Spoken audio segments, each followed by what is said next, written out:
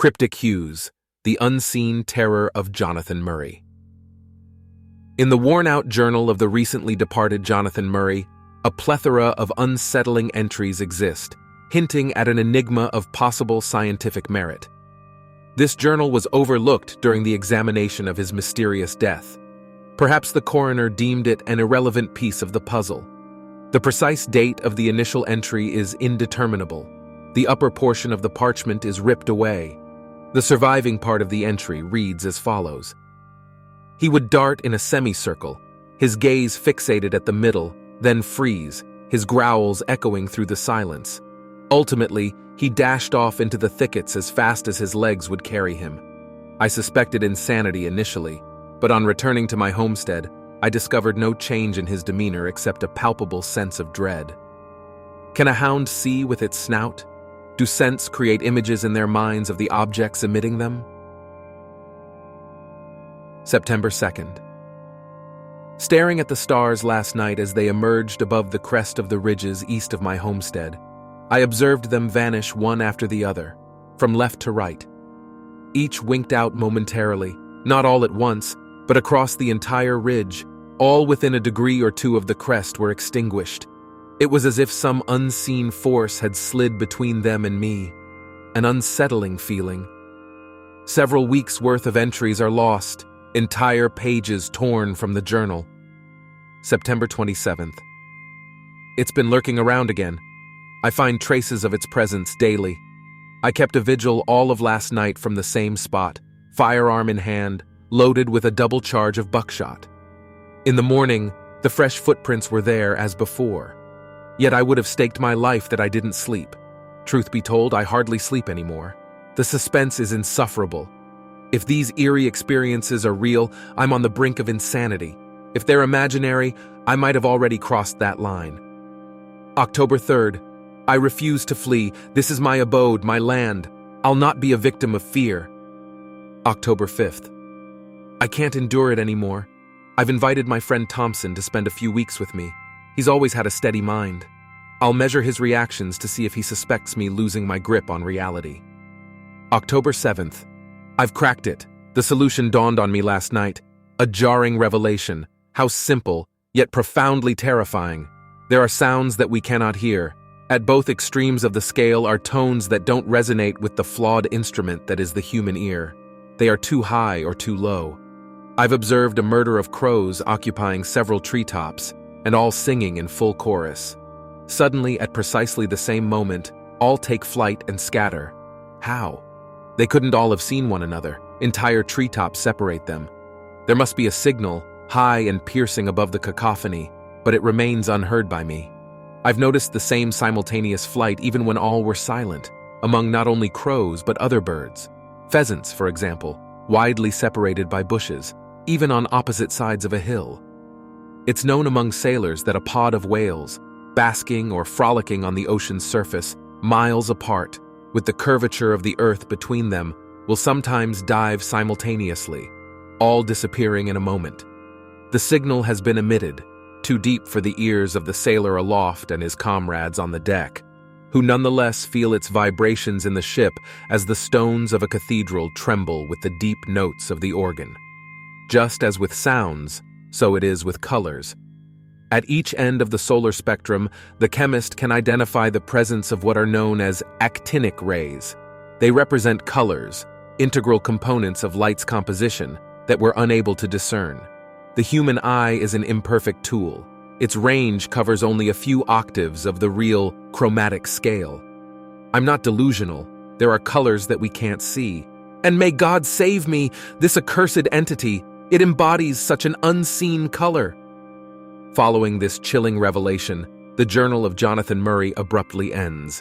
Despite a desperate invitation to his friend Thompson and a seeming revelation, his final fate is only hinted at by the eerie, colorless creature that his entries so fearfully described. The true nature of this creature and the ultimate fate of Murray remain a chilling enigma, lingering like an unseen shadow over his desolate Nebraska homestead. Echoes in the candlelight. Under the faint glow of a beeswax candle set at the edge of a rugged, worn table, A man diligently read an ancient ledger. The script seemed rather indistinct, forcing the reader to occasionally draw the page closer to the flame for better visibility. Each time, the shadow of the book would cast half the room into darkness, obscuring several faces and figures, as there were 8 other men present. 7 of them were tucked against the coarse wooden walls of the cramped space, silent, unmoving, close enough to the table to reach out and touch the 8th man, lying on his back on the table, partly covered by a sheet, his arms positioned at his sides. He was lifeless. The reading man wasn't sharing the contents aloud, and no one else spoke. It seemed like they were all waiting for something to happen, all except for the deceased, who lay there, devoid of any expectations. From the pitch-black outdoors, a variety of unfamiliar night sounds echoed through the makeshift window, an eerie call of a distant coyote, the persistent hum of nocturnal insects in trees, odd cries of night birds that contrasted those of their daytime counterparts, the dull buzz of sizable clumsy beetles, and a mysterious symphony of softer noises that abruptly ceased, almost as if they were caught being too loud. But this peculiar nocturnal orchestra went unnoticed in the company of these men. Their hard-set faces, dimly lit by the single candle, showcased a lack of interest in matters of no practical relevance. They were clearly locals, farm and woodworkers. The reader, however, had a slightly different air about him. Despite his rough exterior suggesting some alignment with his surroundings, he bore an unmistakable worldliness about him. His jacket wouldn't have impressed anyone in New York City, his footwear was definitely not city-made, and the hat resting next to him on the floor was more practical than decorative. His countenance was somewhat captivating, with a hint of sternness, perhaps purposefully adopted, fitting for a man in a position of authority. He was, indeed, a coroner, hence the possession of the book he was engrossed in. It was discovered among the deceased's belongings in this very cabin, the present site of the inquest. After he finished reading, the coroner carefully placed the book into his chest pocket. At that moment, the door swung open, and a young man stepped in. It was clear from his attire that he was not a local. He wore the dress of a city dweller, albeit dust-covered from travel. In fact, he had been hastily riding to attend the inquest. Upon his entrance, only the coroner nodded a greeting. "We've been waiting for you," said the coroner. "We need to conclude this matter tonight." The young man smiled. "I apologize for the delay," he said. "I left not to avoid your summons, but to send an account of the incident I presume I've been called back to recount to my newspaper." The coroner returned the smile. "The account you dispatched to your paper," he said, "may likely differ from what you'll give here under oath." "That," the young man retorted, his face reddening with clear annoyance, "is for you to decide. I made a copy of what I sent. It wasn't written as news because it's unbelievable, but as fiction. It can serve as a part of my sworn testimony. But you admit it's unbelievable. That's irrelevant to you, sir, if I also swear that it's true." The coroner seemed unimpressed by the young man's evident irritation. He remained silent, eyes cast to the floor. The men around the cabin whispered amongst themselves, but rarely shifted their gaze from the lifeless face on the table.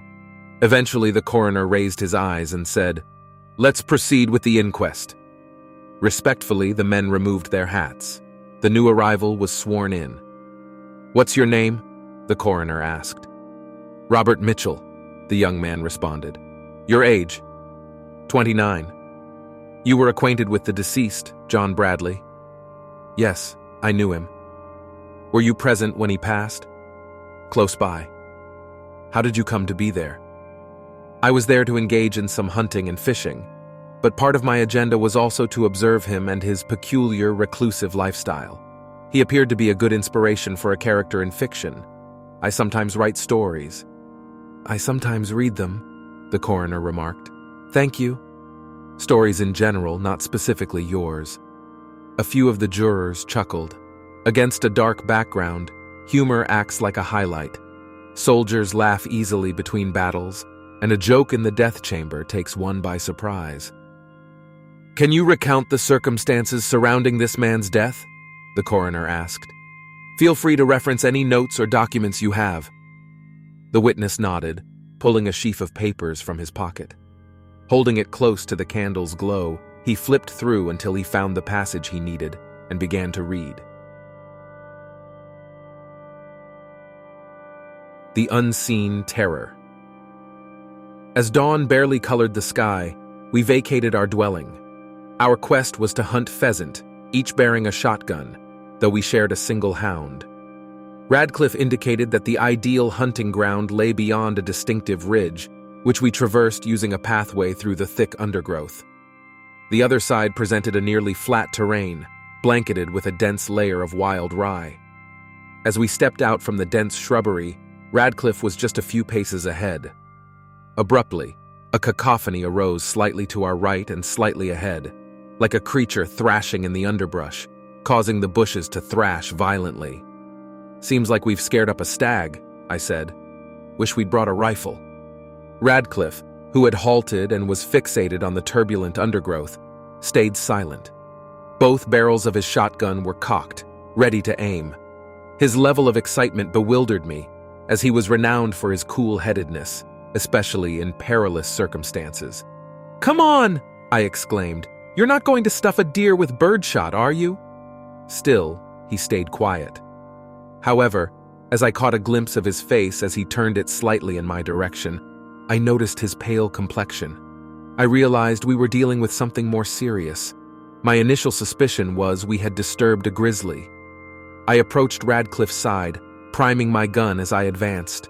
The bushes ceased their violent movement, and the noises had ended. Still, Radcliffe remained as focused on the area as before. "What is it? What on earth is it?" I inquired. "That accursed entity," he retorted without shifting his gaze. His voice was hoarse, unnatural, and his body visibly shook. I was about to press further when I noted the wild rye near the disturbance behaving in an inexplicable manner. It appeared as if a sudden gust of wind was pressing it down, causing it to remain flattened, and this peculiar movement seemed to be steadily creeping towards us. I can hardly articulate the strangeness of this unfamiliar and bewildering event, and yet I don't recall experiencing fear. I remembered, and relay this here as it oddly came to mind then, that once, while absent-mindedly looking out of an open window, I mistook a small tree nearby for one of the more distant, larger ones. It appeared to be the same size as the others but stood out due to its sharp and clear definition, making it seem out of place. It was a mere distortion of the law of aerial perspective, but it startled me, nearly terrifying me. We depend so much on the predictable functioning of well-known natural laws that any apparent disruption feels like a threat to our safety, a sign of impending disaster. Hence, the apparently motiveless movement of the grass and the slow, steady encroachment of the line of disruption were indeed unsettling. My comrade appeared genuinely terrified, and I was stunned when I witnessed him abruptly raise his gun to his shoulders and discharge both barrels into the agitated grass. Shades of the Unseen. Within the chronicles kept by the late Theodore Raines are numerous entries which may hold a certain degree of value from a scientific standpoint, serving as potential prompts for study. The diary, however, was overlooked during the inquiry into his untimely demise. Perhaps the medical examiner considered it irrelevant to the jury's understanding. The exact timing of the earliest of these entries is obscured, due to a tear across the top of the page. The remaining portion reads as follows. He would sprint in a semicircle, his gaze fixated on the center. Then he would stop, barking vehemently. Eventually, he dashed off into the undergrowth as quickly as his legs could carry him. I initially believed he had lost his sanity, but upon returning home, I noticed no change in his demeanor other than what could be attributed to the anticipation of retribution. Is it possible for a dog to see with its sense of smell? Do scents create an olfactory impression of the entity they originate from? August 31st. As I observed the celestial bodies last night, rising above the summit of the ridge to the east of the homestead, I noticed them sequentially vanish, from left to right. Each star was obscured momentarily, only a few at a time, but across the entire ridge, all within a degree or two of the crest, were obliterated from view. It was as if something had moved between them and me, yet it was invisible, and the stars were not numerous enough to determine its shape. Ugh, This unnerves me. There is a noticeable gap. 3 pages have been ripped from the journal. October 1st. It seems to have returned. I discover signs of its presence daily. I kept vigil all of last night in the same hideout, clutching my shotgun, double loaded with buckshot. Come dawn, fresh tracks were there, just like before. Yet I am certain I did not fall asleep. In fact, sleep seldom comes to me. This is a nightmarish, unbearable ordeal. If these astounding experiences are reality, I am on the brink of insanity. If they are mere figments of my imagination, then I have already lost my mind. October 7th. I refuse to leave. This thing shall not chase me from my own home. No, this is my domicile, my land. The Lord despises a coward. October 9th. I can no longer bear this strain. I have asked Simmons to stay with me for a few weeks. He possesses a clear, rational mind. His reactions will help me determine if he thinks I've gone insane. October 11th. I have deciphered the riddle. The answer came to me last night, as if by divine revelation. How straightforward, how horrifically straightforward. There exist sounds that escape our hearing. The human ear is a flawed instrument, failing to capture notes at the extremes of the scale. They are either too high-pitched or too deep. I have watched a murder of crows perched upon a treetop, the crowns of several trees, and all in the throes of a raucous chorus. Abruptly, in a blink of an eye, all simultaneously take flight and disperse. How? They couldn't possibly have seen each other. Entire treetops stood between them. No single bird could have been in sight of all. There must have been a signal, a high-pitched warning or command, piercing above the noise but unheard by me. I have observed this same coordinated escape, even in silence, among not only crows but other birds, quails, for instance, widely separated by foliage, even on opposite sides of a hill. It is recognized among mariners that a pod of whales, leisurely gliding or frolicking on the ocean's surface, miles apart, with the curvature of the earth between them, will sometimes plunge into the depths in perfect unison, all vanishing from sight in an instant.